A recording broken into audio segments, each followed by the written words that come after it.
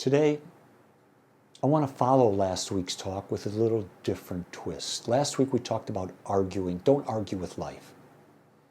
Today I want to switch it a little bit and talk about living in flow. Saying yes to what is. But we've got to discover what flow is. Flow is not about drifting through life passively. Flow is about alignment. Lining up with the rhythm of reality instead of fighting it. In other words, the river goes downstream. For you to paddle upstream, it's going to be a monumental effort. Don't do that. Go with the flow. You see, when we say yes to what is, we don't lose control. We find freedom. We stop being a victim of circumstances, and we start riding the current of life itself. Flow doesn't mean we have no direction. It means we trust the river more than we trust our oars. We stop being a victim of circumstances. I think back to when I was a child. I was a son of an immigrant mother, a first-generation father, European, Catholic, poor. Those were my circumstances. I could be a victim of those circumstances, or I could choose differently. My father and mother never thought I was that bright because I never took school seriously. I didn't find school of value. I thought it was a waste of my time. I thought they weren't teaching me anything, so I got my 3.0. I got my B's. Why? Because if I got B's, I didn't get grounded. So I did just enough, and I was smart enough to do that. But as I went to school, I was blessed that I went to a school where there were wealthy kids in Dearborn, Michigan, sons and daughters of people that worked at Ford Motor Company, General Motors, and Chrysler's, whose fathers were very successful. So around me was this atmosphere that I didn't have, and I could have said, well, oh my God, my parents, I'm a victim of this, I'll never be anything. I took a different approach. I remember that my best friend in elementary school was a young boy by the name of Greg. And his father was a VP at Ford Motor Company. And I said, I think I can do that. And so I started a new flow. I got out of the river of mom and dad, and I got into a river of Lee. And I did go to college. I did graduate with a degree. I then went into the corporate world, very different than all my peers, all my family. I transferred into Rhode Island, then down to Tampa, then back to Rhode Island, then to Dallas. I moved companies. I went with the flow. If I got laid off, it was for good. I got a better job. I've always gotten a better job. You see, surrender is power. It's not weakness. Our culture has twisted the word surrender. We think it means defeat. But spiritual surrender is not about giving up. It's about giving over. It's not fighting what is, it's accepting what is and steering a slightly different course and going with the flow.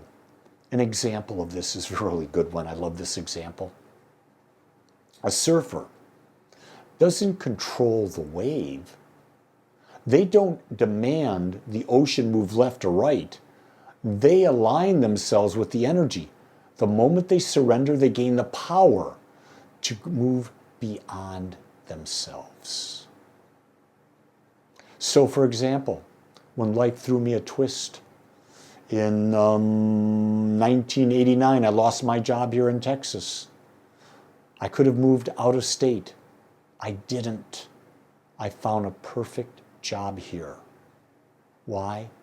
I didn't fight the fact that I lost my job. Instead, I knew I had gifts, and I knew those gifts were of value. And I offered those gifts to the universe, and the universe took them and created the perfect job for me. You see, when we resist what is, we fight against a force greater than us. When we surrender, we harness it. Many people that I've gone through layoffs with, I've been through 3, got laid off and they fought it. They never got a job right away. Some of them didn't do very well. They really took a step back. Why was I blessed? I think it because I surrendered to it. I didn't fight it. I didn't get, oh, they did this to me. I never played the victim role. I looked at it, oh, it just meant I didn't fit into that energy. You see, when we look at it from a Zen perspective, resisting drowns. Surrender rides the wave. True strength is saying yes to life's waves and learning to ride them. That's right. It's like being a surfer. Ride the wave in front of you. I think the key thing that we've got to begin to look at is our ability to trust the intelligence of life. Life is not random. Look at your body. 50 plus trillion cells orchestrating perfectly without any of your conscious control. Your heart beats, your lungs process, your cells regenerate, and you had nothing to do with it. So if that intelligence can handle your body, if that intelligence created and keeps the cosmos in a line, guess what? It can handle your career, it can handle your relationships, your finances. It can certainly guide you to your next step. So how many times have you looked back and said, at the time I thought it was a disaster, but it turned out to be the best thing that ever happened to me. When I broke up with a college sweetheart, I was devastated, but it opened me up to meet the love of my life. When I broke my hip, it opened me up to appreciate life greater and recover faster. Everything that has ever happened to me has made me a better, more aware person. Trusting life is trusting the same intelligence that created everything. Call it God, call it infinite spirit, call it universal mind, call it the universe, call it anything you want. But you're trusting intelligence greater than your ego. Trust shifts your energy from panic to peace. If you don't trust, you're in panic. So in order to do this, you've got to become open. And when you're open, you get to experience freedom. You see, flow, being in the flow, is blocked by our rigidity. When you insist life must unfold in a certain way, you close yourself to greater possibilities. If you say, I've got to have this job at that company, you've closed yourself to infinite possibilities. No, I want a job that uses my talents where I can demonstrate them, use them, create, and be richly rewarded. That's going with the flow. I want a relationship with a person that has these qualities, not with that person. Don't specify the person. Specify the qualities you want in a person and allow the universe to draw that type of individual to you. You see, a great illustration of this is try to hold water in a clenched fist. You just lose it. But if you open your palm, you can carry water. But you can't when you close your fist. The spiritual law, the more you cling, the more you suffer. The more open you are, the more you receive. So many times we've been hurt and we close our heart. When we close our heart to protect ourselves, we suffer. When we open our heart and know that life is going to happen, we're able to receive and we're able to give and receive more love. You see, remember, love doesn't judge.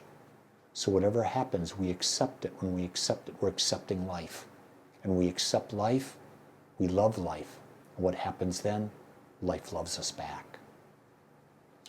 Flow requires openness. Openness requires humility, letting go of my way for the way. You may not know the way, but spirit within you does. Infinite intelligence that surrounds you, that is you, does. But you have to open yourself to receive. When we stop clinging, life reveals options we would never have seen before. So clinging to it being a certain way is actually punishing yourself and telling yourself you have to remain in suffering. This idea of flow, it's about being present. It is presence. Flow only happens now. You cannot flow yesterday. You cannot flow tomorrow. You can only flow right here.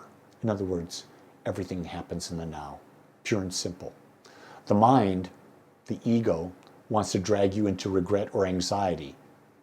Flow, on the other hand, calls you into the present moment. You see, regret deals with the past. Anxiety deals with the potential of the future. That's where the ego is. It's always there. It's always in fear. But when you surrender and you go into the flow, you're in the present moment. It's the only place that you have power. Athletes call flow being in the zone. Musicians call it being lost in the music. Spirituality, it's the same. Being so present that action feels effortless, guided, and natural. You've been there. You know what I'm talking about. Flow is not mystical. It's natural. The stream doesn't ask if it's doing it right. It just flows. That's what you're inviting yourself to do by being in the flow. Flow is living in this moment fully, without dragging the weight of the past or the worry of the future. When we surrender, we discover power. When we trust, we find peace. When we open, we gain freedom. And when we live in presence, we become unstoppable. Remember, life flows whether you resist it or not. The only real choice is to say yes and ride the wave that is life. In other words, surf your way to nirvana. Happy surfing and much love.